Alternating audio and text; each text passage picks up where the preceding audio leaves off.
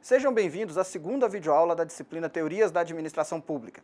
Eu sou o professor Reginaldo Moraes de Macedo e estou acompanhando vocês nesta disciplina. Vamos conferir agora os objetivos desta videoaula.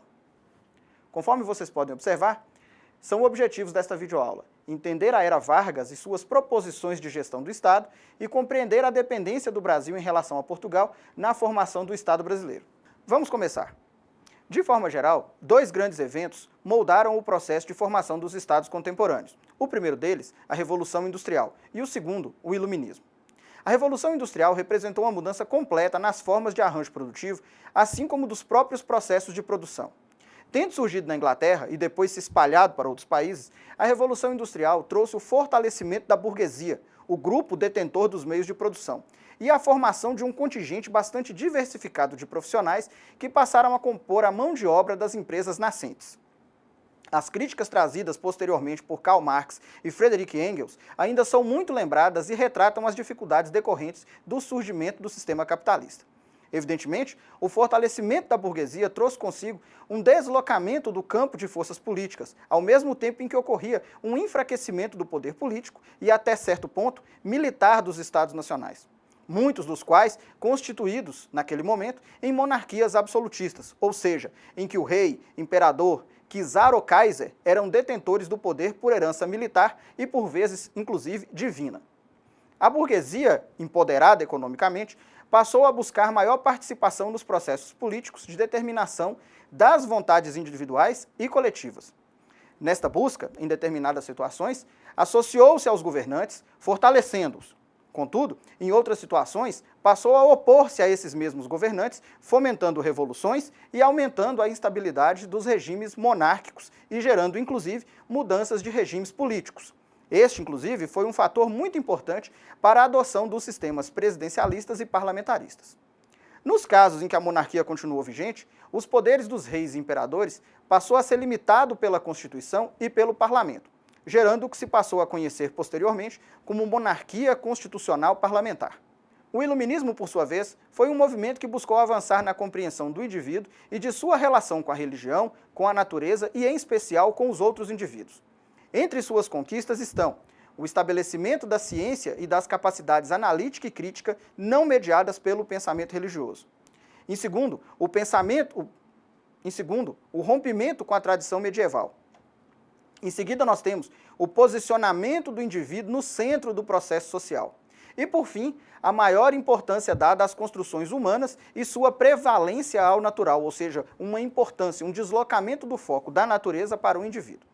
No que se refere a Portugal, não houve, por razões diversas, maior aderência em relação a estes dois eventos tão importantes, o que possibilitou, assim, a manutenção da estrutura do Estado português baseado na interferência gerencial e dificuldades em se delimitar de forma adequada os limites do que era público e do que era privado. A isso se costuma chamar sistema patrimonialista. Esta estrutura de poder foi implantada no Brasil a partir de 1808, com a vinda da família real portuguesa e posterior elevação da colônia, no caso Brasil, ao status de Reino Unido de Portugal, Brasil e Algarves. Após a independência, outorgada por um príncipe português, e que se tornou o primeiro imperador brasileiro, a estrutura patrimonialista portuguesa foi a base para a formação do Estado Imperial Brasileiro, também patrimonialista. Esta situação permaneceu, inclusive, após a promulgação da República em 1891. Embora mudanças estruturais tenham sido tentadas e algumas, inclusive, tenham sido levadas a êxito. Com a República, a família imperial teve seus bens confiscados e sua influência praticamente eliminada do processo político decisório. Contudo, uma nova classe se estabeleceu, formada pelas oligarquias rurais, que, em sua maioria, compunham a antiga nobreza de títulos, formada ainda no Império. No início dos anos 1930, com o primeiro governo Vargas, surgem as primeiras iniciativas de profissionalização do Estado, e já na ditadura Vargas, entre 1937 e 1945, começa realmente a reforma do Estado, inspirada nos ideais da burocracia weberiana, cujos princípios vimos em nossa primeira videoaula. 3 medidas importantes foram tomadas: a nacionalização dos recursos minerais, a nacionalização das jazidas de petróleo e a construção da primeira siderúrgica moderna. Vamos ver em nosso próximo slide a respeito da criação do Departamento de Administração do Serviço Público. O Departamento de Administração do Serviço Público, também conhecido como DASP, foi criado e encarregado, durante a ditadura Vargas, chamada de Estado Novo, de executar essas diretrizes, de supervisionar a administração pública e de formar os recursos humanos para os altos escalões do serviço público. Também era sua função definir as escalas de salário para o setor público e até de fixar o orçamento nacional. Entretanto, pressões populistas clientelistas limitaram o escopo dessa ambiciosa reforma. Quando falamos de pressões populistas clientelistas, estamos dizendo daquele jogo de troca entre os burocratas, os indivíduos que operavam a gestão pública e a administração pública, e os detentores de poder tradicional que havia dentro da sociedade brasileira naquele momento, ainda na década de 30. Nas décadas seguintes, a partir da era Vargas, o sistema burocrático brasileiro não caminhou na direção do profissionalismo e as práticas clientelistas aprofundaram-se, principalmente nos níveis tático e operacional da gestão pública, chegando aos altos escalões, inclusive. Embora, nesse momento, algumas áreas tenham se destacado como sistemas burocráticos particularmente eficazes e eficientes. A fundação de Brasília e o deslocamento do Centro Nacional de Poder para a nova capital aprofundaram as dificuldades de gerenciamento da burocracia cada vez mais complexa. Os problemas da gestão pública estabeleceram-se em diversas frentes. Vejamos quais eram. Conforme nós podemos ver pelo slide, algumas medidas foram tomadas para tentar contornar a existência desses problemas, principalmente aqueles referentes à dinâmica clientelista existente entre os burocratas e a população de uma forma geral. Nesse sentido, medidas para contornar esses problemas incluíam os altos escalões da burocracia, por exemplo, do governo, começaram a então desenvolver duas táticas defensivas. Ou emancipavam-se dessas limitações, criando órgãos semi-independentes da administração indireta, ou conseguindo tornarem-se insubstituíveis nos órgãos governamentais que chefiavam, mantendo para si o monopólio da competência ou da informação nas áreas sob sua jurisdição.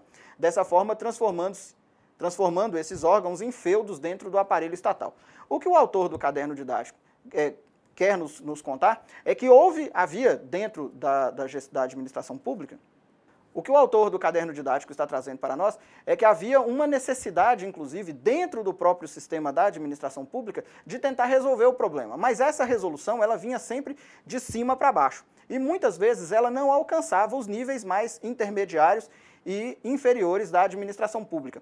De uma forma geral, nós podemos observar que os níveis superiores, eles eram bastante profissionais e formados por indivíduos que tinham uma intenção, de fato, de desenvolver uma administração pública bastante objetiva. Contudo, no nível em que a política se operava, no nível mais baixo, de contato com a população, isso não acontecia. Então, nós tínhamos basicamente dois sistemas de gestão. Um sistema de gestão de planejamento relativamente eficaz e um sistema de execução totalmente atrelado às práticas patrimonialistas e clientelistas.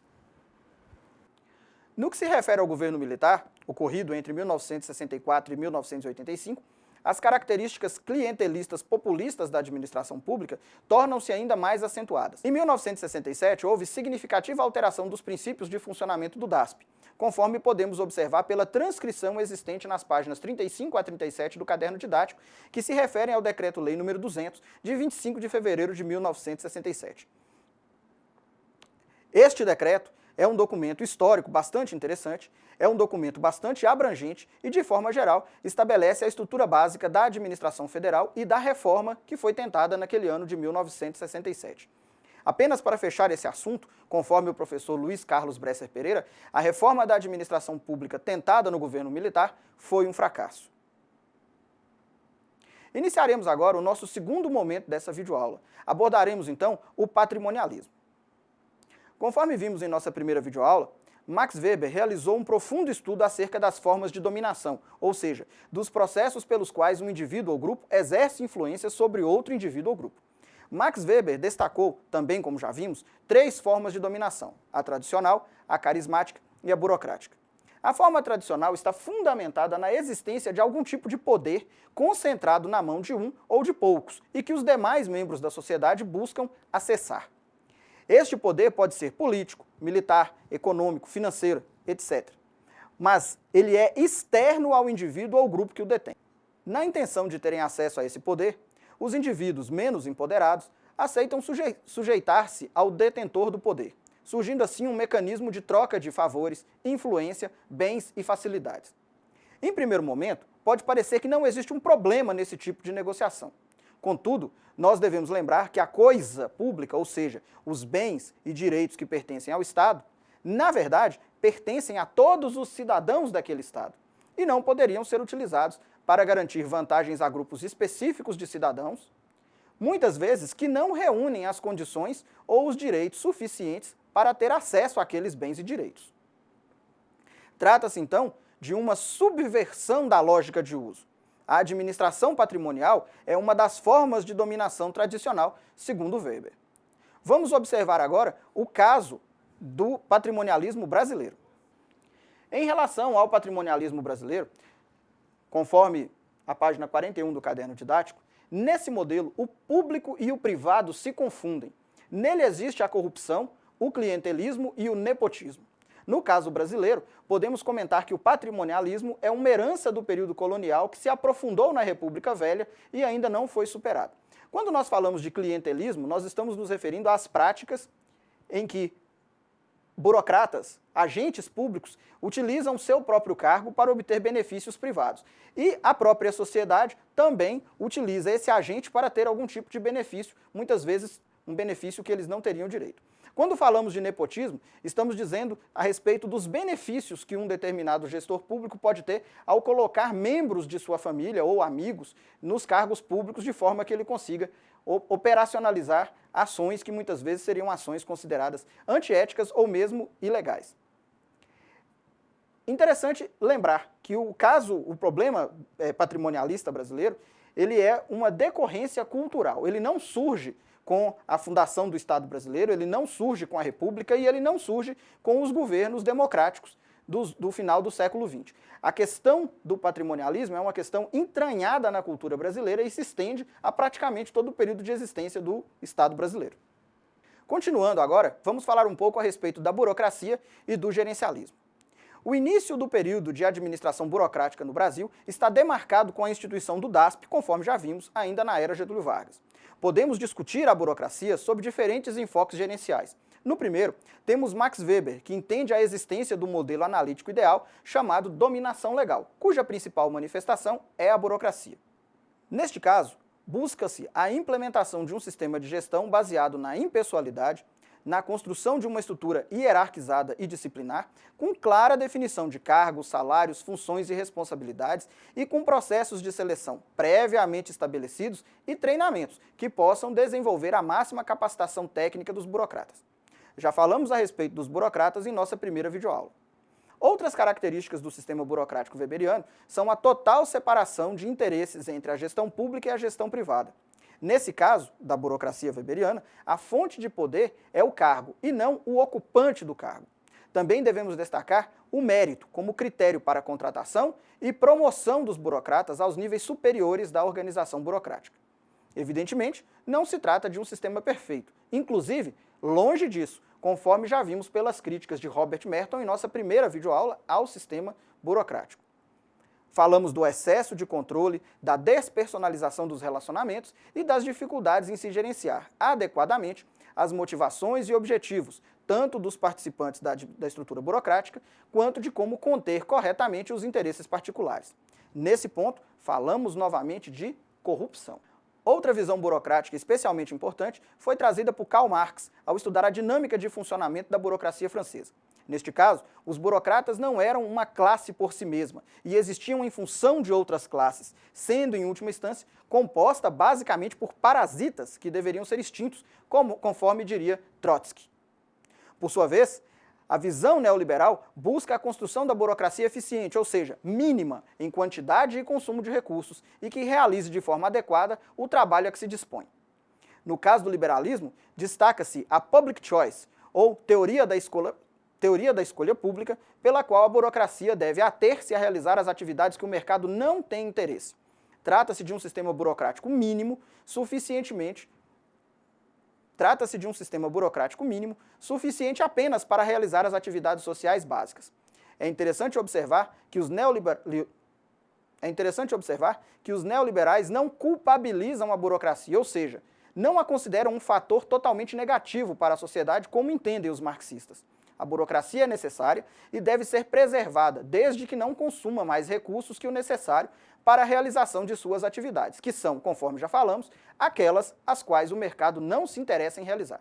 Vejamos rapidamente a respeito da teoria da escolha pública. A teoria da escolha pública, estudada, desenvolvida e discutida com base em um enfoque basicamente econômico, parte do pressuposto de que há um contrato social entre o Estado e a sociedade. Esse contrato estabelece suas áreas de interesse e limita a atuação do Estado e as possibilidades de atuação e de interação entre o Estado e a sociedade. Neste espaço apropriado de interação, as ações desenvolvem-se com o objetivo de garantir a maximização dos resultados de ambos os lados. Neste sentido, o Estado ele é apenas um participante secundário do processo de formação da sociedade e do próprio país. Nessas condições, a dinâmica ela se estabelece principalmente entre a sociedade e o mercado, entre a sociedade, composta pelos compradores, e pelos fornecedores de bens, produtos, materiais e serviços. Continuando ainda em relação à escolha pública, essa teoria ela busca resolver algumas questões que são importantes. Vamos falar aqui um pouco a respeito delas. A primeira pergunta é: por que existe uma escolha coletiva? A resposta implica a necessidade de discussão coletiva, mesmo dos problemas individuais, em confronto com a teoria econômica do individualismo metodológico. A segunda pergunta é: nós precisamos de políticos? E ela busca compreender os impactos dos sistemas de representação da coletividade por atores individuais a partir de uma visão de legitimidade das ações desses representantes. A terceira pergunta é: e a respeito daqueles que implementam as políticas públicas? Essa pergunta busca explicações acerca dos impactos da ação e da omissão dos envolvidos nos processos de políticas públicas, focando desde a administração pública até a burocracia constituída, em oposição abertamente oposta ao burocrata, inconsequente em relação à sua gestão orçamentária. A próxima pergunta é: o que ocorre quando temos políticos? Além da visão da troca de favores entre os diversos atores envolvidos em negociações, procura-se determinar e compreender as motivações individuais dos eleitores que explicam a escolha de determinado representante político, assim como compreender o comportamento dos políticos quando são instados pelos seus eleitores a se envolverem em questões específicas que conflitam com seus próprios interesses. E, por fim, determinar as estratégias dos políticos para manter o controle das políticas públicas. Vamos passar agora para o nosso terceiro momento dessa videoaula. Abordaremos agora a estrutura e a função da administração pública. A administração pública é composta pela estrutura organizada de recursos econômicos, financeiros, de infraestrutura, conhecimentos, tecnologias e pessoas que atendem a um determinado ordenamento jurídico e buscam atender às necessidades dos indivíduos e da coletividade. As principais bases legais e estruturais da administração pública brasileira encontram-se em diversos... As principais bases legais e estruturais da administração pública brasileira encontram-se em diversas fontes de direito, conforme podemos observar nos próximos slides. A principal base da administração pública brasileira é a Constituição da República Federativa do Brasil, promulgada em 3 de outubro de 1988. Inclusive, essa Constituição revoga um conjunto de outros dispositivos existentes desde a época da Era Vargas, passando pelo governo de Juscelino Kubitschek e, inclusive, alguma legislação específica, mais específica, da época do regime militar. A Constituição de 88, ela estabelece a estrutura organizacional básica do Estado, tanto em termos político-administrativos, quanto a organização dos poderes e da administração pública, no capítulo 7. Vejamos alguns artigos. No artigo 37, encontram-se as bases da administração pública nos diferentes níveis institucionais. Aquele indivíduo, aquela pessoa, aquele cidadão que gostaria de entender um pouco mais sobre o funcionamento da administração pública, deve buscar a Constituição Federal e começar a leitura pelo artigo 37. Os artigos 38 a 42 estabelecem as regras gerais para os servidores públicos, civis e militares. Inclusive, também cabe uma observação bastante interessante a respeito desses artigos, para fins de concurso público, organização de concursos públicos, quem tem direito a tomar posse num concurso público, quanto tempo vale um concurso, todas essas informações estão entre esses artigos, o 38 e o 42. Ainda com relação à base legal da administração pública brasileira, nós temos a Emenda Constitucional número 19 de 1998, que alterou alguns dispositivos da Constituição, permitindo, inclusive, o acréscimo de novos princípios e alteração de normas da administração pública, reorganização do quadro de servidores e agentes públicos, inclusive, oferecendo outras providências. É necessário também destacar o decreto número 1171 de 94, que aprova o Código de Ética Profissional do Servidor Público do Poder Executivo Federal. Uma outra lei também importante para os fins da administração pública brasileira é a Lei 8.660.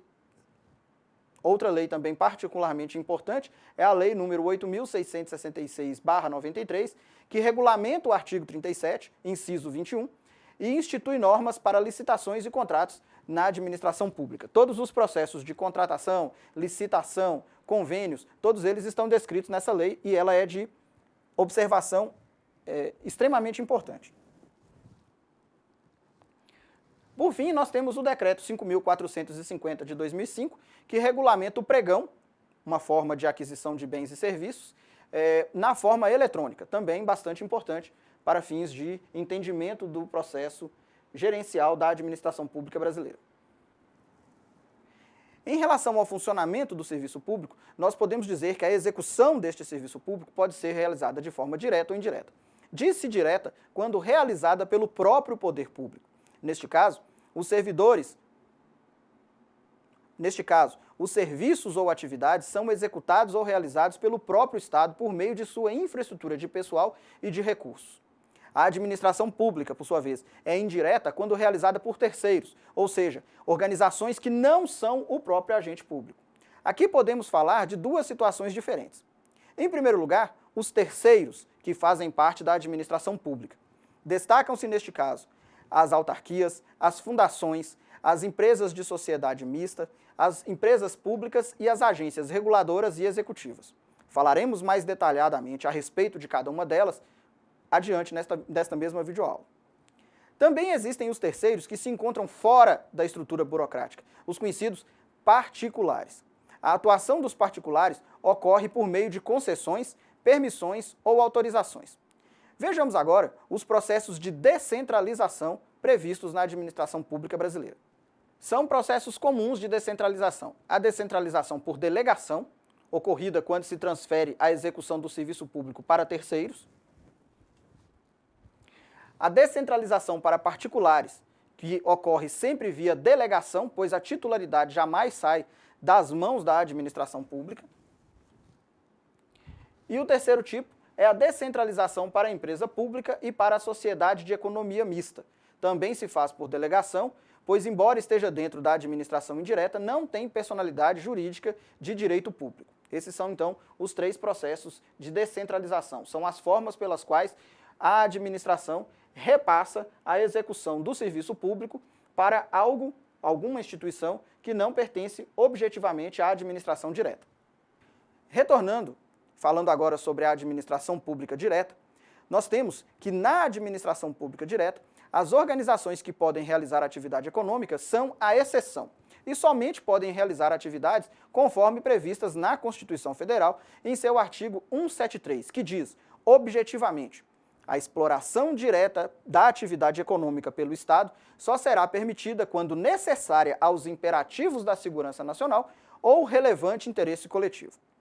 Caso haja concorrência com interesses particulares, os agentes econômicos públicos devem se pautar pelos princípios da ordem econômica, conforme o artigo 170 da Constituição, a fim de que não haja favorecimento a esses agentes públicos em detrimento, ou seja, em prejuízo aos interesses privados. Falaremos agora de um tipo específico de organizações públicas, que são as autarquias. Vejamos no slide. São características básicas das autarquias. Elas possuem autonomia administrativa, ou seja, a administração direta não pode interferir na realização das atividades da autarquia. A próxima característica diz que as autarquias têm capacidade de gerenciamento de seus próprios recursos, ou seja, podem contratar, inclusive, pessoas desde que o façam por concurso público. Continuando, as autarquias têm liberdade para gerir suas atividades, ou seja, podem inclusive contratar serviços desde que o façam por meio de licitação. Continuando, também são características das autarquias a capacidade de executar políticas públicas desde que respeitada a legislação pertinente relacionada a tal política pública. As autarquias também possuem um patrimônio público próprio. Elas só podem ser criadas e extintas por lei específica. E uma questão também bastante interessante é que elas respondem por suas próprias decisões e obrigações, inclusive na justiça, caso as suas atividades gerem algum tipo de prejuízo. Por fim, nós ressaltamos aqui o fato de que as autarquias não estão sujeitas ao regime falimentar, ou, em outras palavras, elas não podem decretar falência. Agora, abordaremos as agências reguladoras, também conhecidas como autarquias de regime especial. As agências reguladoras têm por finalidade fiscalizar o cumprimento das regras e normas de execução de determinadas atividades de interesse público. Entende-se que as agências reguladoras buscam estabelecer limites para os prestadores de serviço e empresas em geral que operam em áreas de interesse público, como telecomunicações, energia elétrica, cinema, aviação civil, transportes aquaviários e terrestres, petróleo, vigilância sanitária, saúde suplementar e gestão das águas. Vamos acompanhar nos próximos slides quais são as principais agências reguladoras federais, seus objetivos e as leis que as criaram. Vamos acompanhar nos slides. A primeira agência reguladora a qual daremos destaque é a ANEEL, instituída como agência em 26 de 12 de 1996 e vinculada ao Ministério de Minas e Energia. Lembrando que a vinculação significa uma associação, mas que ela, como uma autarquia, não responde diretamente ao ministro que ocupa o cargo nesse Ministério de Minas e Energia. A sede e o fórum são em Brasília, Distrito Federal. O artigo 2º da Lei 9.427 define que a finalidade da ANEEL é regular e fiscalizar a produção, transmissão, distribuição e comercialização de energia elétrica em conformidade com as políticas e diretrizes do governo federal. Temos agora a Anatel, vinculada ao Ministério das Comunicações e é o órgão regulador das telecomunicações. No artigo 19 da Lei 9.472 está descrito: a essa agência, ou seja, a Anatel, compete adotar as medidas necessárias para o atendimento do interesse público e para o desenvolvimento das telecomunicações brasileiras.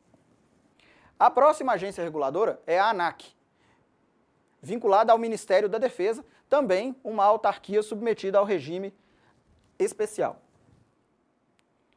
É finalidade da ANAC regular e fiscalizar as atividades de aviação civil e de infraestrutura aeronáutica e aeroportuária. Temos ainda a ANP, Agência Nacional de Petróleo, Gás Natural e Biocombustíveis, também vinculada ao Ministério de Minas e Energia. Ela terá como finalidade promover a regulação, a contratação e a fiscalização das atividades econômicas integrantes da indústria do petróleo, do gás natural e dos biocombustíveis. Temos agora duas agências de transporte, a Agência Nacional de Transportes Terrestres e a Agência Nacional de Transportes Aquaviários.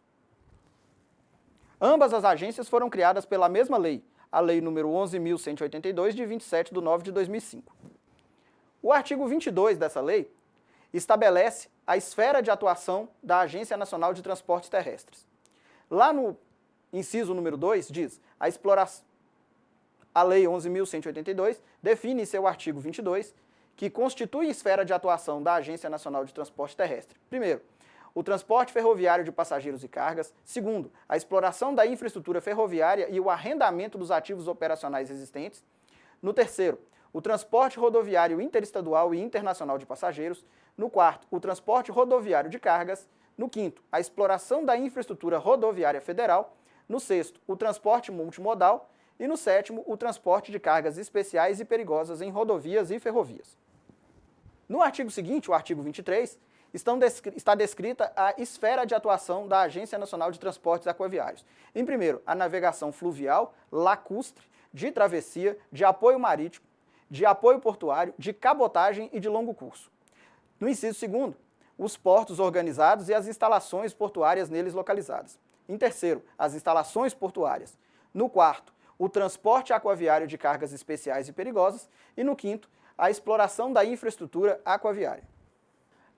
A próxima agência reguladora é a ANA, Agência Nacional das Águas, que foi criada pela Lei 9.984, de 17 de julho de 2000, e trata basicamente de todos os processos relacionados à gestão das águas e do saneamento básico no Brasil. Temos também a Agência Nacional de Vigilância Sanitária, Anvisa, vinculada ao Ministério da Saúde e que tem por finalidade institucional promover a proteção da saúde da população por intermédio do controle sanitário da produção e da comercialização de produtos e serviços submetidos à vigilância sanitária, inclusive dos ambientes, dos processos, dos insumos e das tecnologias a eles relacionados, bem como do controle de portos, aeroportos e fronteiras. Temos também a Agência Nacional de Saúde Suplementar, ANS. A finalidade da ANS é promover a defesa do interesse público na assistência suplementar à saúde, regulando as operadoras setoriais, inclusive quanto às relações com prestadoras e consumidores. Por fim, nós chegamos à Ancine, criada pela medida provisória número 2.281, de 6 de setembro de 2001, e regulamentada pela lei número 10.454, de 13 de maio de 2002. No artigo 5º da medida provisória, está descrito: fica criada a Agência Nacional do Cinema, Ancine, autarquia especial vinculada ao Ministério do Desenvolvimento, Indústria e Comércio Exterior, órgão de fomento, ou seja, de incentivo, regulação e fiscalização da indústria cinematográfica e videofonográfica, dotada de autonomia administrativa e financeira. Falaremos agora a respeito das empresas públicas. Neste caso, estamos nos referindo a organizações públicas cuja finalidade é a exploração de algum tipo de atividade econômica cuja relevância justifique a existência da própria empresa pública. Esta relevância pode ser derivada do fato de que o Estado possui o direito único de explorar tal atividade econômica ou ainda pela ausência de interesse privado na prestação do serviço em questão. É importante ressaltar que o capital dessas organizações é totalmente público. São exemplos de empresas públicas: o Banco Nacional de Desenvolvimento Econômico e Social, BNDES, a Caixa Econômica Federal e a Radiobras. As empresas públicas possuem autonomia administrativa, ou seja, podem tomar suas próprias decisões estratégicas, gerenciais e operacionais, sem a interferência dos demais órgãos da administração pública. Possui também autonomia financeira, podendo os recursos financeiros que a sustentam vir diretamente de suas atividades ou ainda do orçamento público. Por fim, as empresas públicas possuem a gestão de seu próprio patrimônio. Neste caso, o patrimônio é formado a partir da transferência dos recursos da administração pública no momento da formação da empresa pública. A continuidade de aquisições também pode ocorrer a partir da utilização de recursos próprios gerados pela empresa pública. As empresas públicas podem ser divididas entre as que prestam serviço público e aquelas que executam atividades econômicas de cunho privado. No que se refere ao funcionamento, as empresas públicas não têm privilégios processuais justamente pelo fato de realizarem atividade econômica. Também não são imunes à cobrança de tributos, impostos, taxas e contribuições. É importante observar que as empresas públicas também devem responder por suas obrigações, inclusive em termos de indenizações decorrentes das atividades econômicas realizadas. Diferentemente das empresas públicas, nós temos as sociedades de economia mista. Tratam-se de empresas, de sociedades jurídicas de direito privado, constituídas para prestação de serviço público ou realização de atividades econômicas, contando com um capital misto, ou seja, que apresentam como sócios a administração pública e terceiros privados que adquirem ações por meio de negociações em bolsas de valores.